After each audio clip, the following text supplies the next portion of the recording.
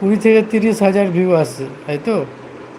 তো আপনি ভিডিও দিবেন, ডেলি ভিউ দিবেন, মানে মিনিমাম আপনার, যেহেতু শর্ট ভিডিও আছে, আর যদি গ্রিন স্ক্রিন ভিডিও বানান তাহলে তো খুবই সহজ, দিনে আপনি 10টাও দিতে পারবেন।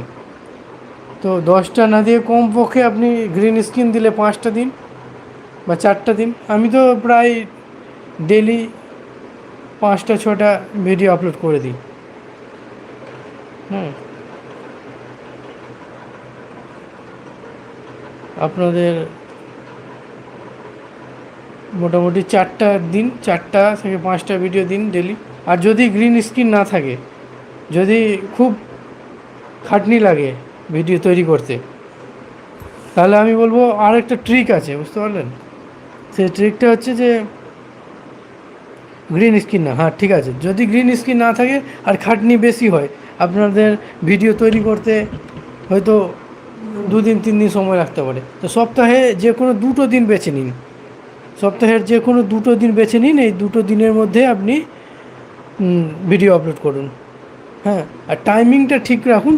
টাইমিংটা একটু এই রাত্রের দিকে দিবেন, 9টার দিকে খুব ভিউ হয় কিন্তু।